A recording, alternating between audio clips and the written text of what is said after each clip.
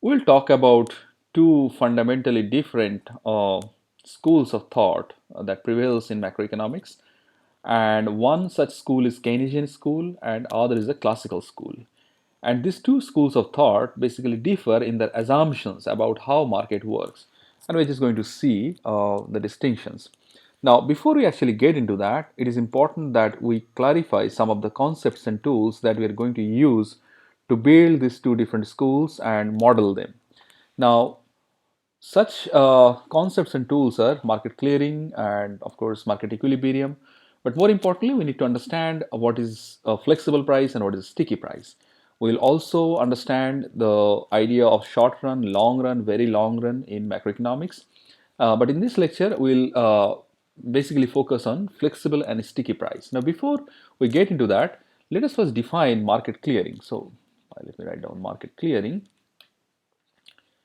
Now, in basic macroeconomics, we have already seen what market clearing is. So, market clearing is basically um, at certain price where the quantity produced is equal to quantity demanded. So, if we just simply draw it, then at a certain price, your quantity produced, this Q produced is equal to Q demanded, and that is the price, right? So, that is basically market what we understand by market clearing, and this is also known as market equilibrium, because when sort of I produce certain quantity at certain price, it clears, it market remains stable, so we also call it market equilibrium.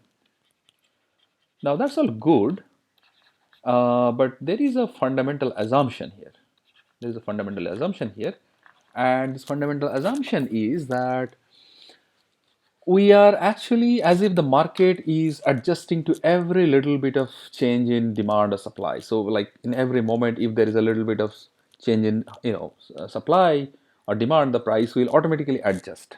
So which in a sense assumes that market is actually, the price is actually very very flexible, right? But in reality, perhaps it doesn't work like that. For example, if you take, say, price of, say, biscuits in the market, I mean, if there is a little bit of change in supply and demand, will the price change? I mean, it depends on different goods and commodities and services. But then it is a little too optimistic or too sort of idealistic to think that the prices of every goods or even the wages of the laborers that you pay them for their work is actually changing just with the variation with the Q. So that is where the problem comes. So here in case of market clearing, when in basic microeconomics, we have assumed that prices are flexible. Prices are flexible. All right, but that may not always be the case. And when prices are not flexible, we call it price stickiness, sticky price, let's say, sticky price.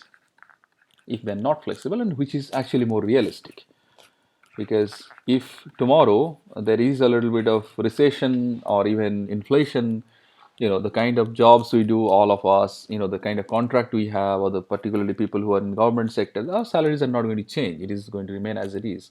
And even for the goods, most of the goods, perhaps except like petroleum or diesel, many other goods are going to not respond so quickly to the market. So prices are basically more rigid, more sticky.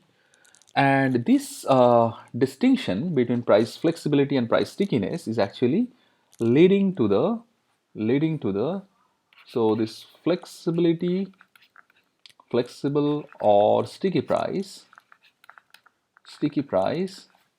leads to basically the understanding of classical. This assumption is actually is one of the fundamental distinction between this classical or Keynesian school. Okay, all right. So that's basically the uh, difference.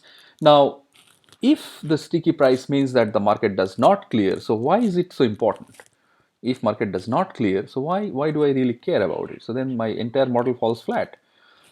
So flex sticky means market does not clear, right? Sticky price means it implies market does not clear.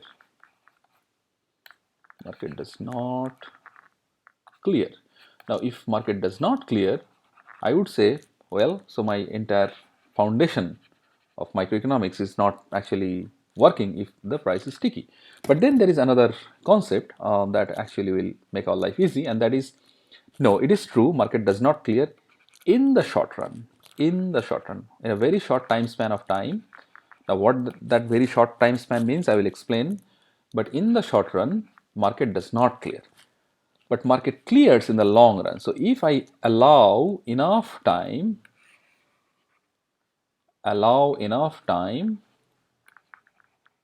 if I allow enough time, then the market, then the market will clear, will clear. So in a sense, I'm saying that sticky price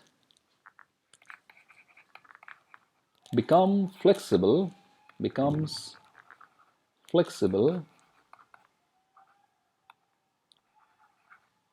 in the long run. In the long run.